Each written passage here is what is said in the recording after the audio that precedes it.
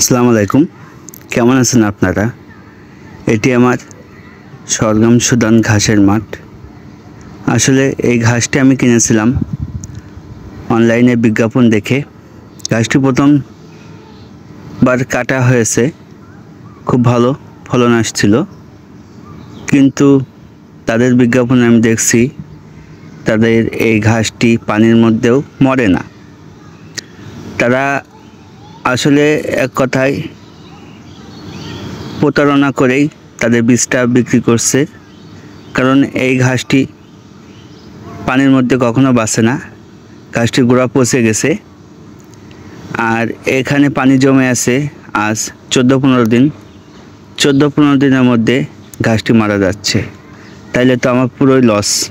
কারণ এই ঘাসটা 15-20 দিন থাকলে কাটার উপযুক্ত হয়ে যেত।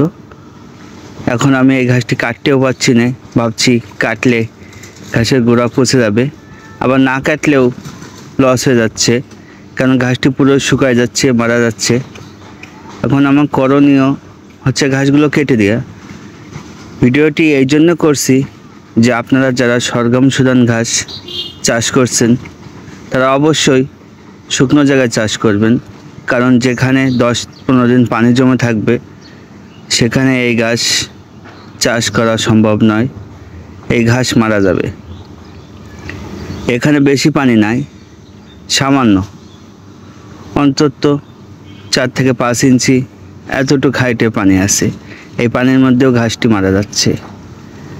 এই সাইডে আমার জার্মান ঘাস আছে, মাশাআল্লাহ জার্মান ঘাস খুবই সুন্দর, কিন্তু এই সরগম সুদান ঘাসটি আসলে আমার লাভের জায়গায় ক্ষতি করে দিছে।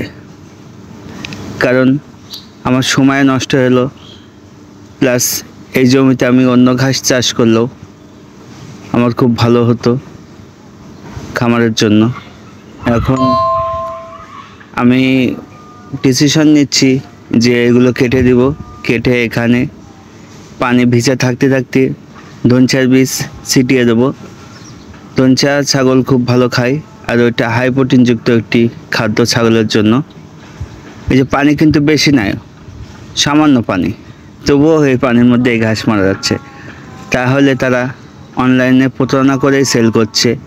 এই ঘাসটি ভালো, কিন্তু শুকনো জায়গার জন্য ভালো, কখনো পানির মধ্যে এর ভালো ফলন হবে না। আর অনলাইনে তারা দেখায় যে পানির মধ্যে এই ঘাসটি হাঁটু পানির মধ্যে আছে। আসলে তারা অন্য একটি ভিডিও থেকে কাট করে নিয়ে এসে অজানা হাইব্রিড ঘাস রোপণ করা হচ্ছে, সেই ঘাসের ভিডিও এই বীজ সেল করার জন্য, সরগম সুদান ঘাসের বীজ সেল করার জন্য তারা ওই কাটিং ভিডিওটা অ্যাড করছে। এটা আসলে এক কথায় কৃষকের সাথে প্রতারণা করা হচ্ছে। এই যে সাইডে আমার বাজরা, এই হোয়াইট জার্মান আছে, ধনচা গাছ আছে, ভালো, এগুলো খুব ভালো, পানির মধ্যে কোনো সমস্যা নেই, যত পানি তত ঘাস। তার নাম হোয়াইট জার্মান ঘাস। হ্যাঁ, আসলে হোয়াইট জার্মান ঘাস পানির বন্ধু, আর এই পানির মধ্যে ধনচা গাছও সম্ভব, কিন্তু এই সরগম সুদান ঘাস সম্ভব নয়। তাই আসুন আমরা যদি সরগম সুদান ঘাস চাষ করি, অবশ্য শুকনো জায়গায় চাষ করব, পানির মধ্যে কখনো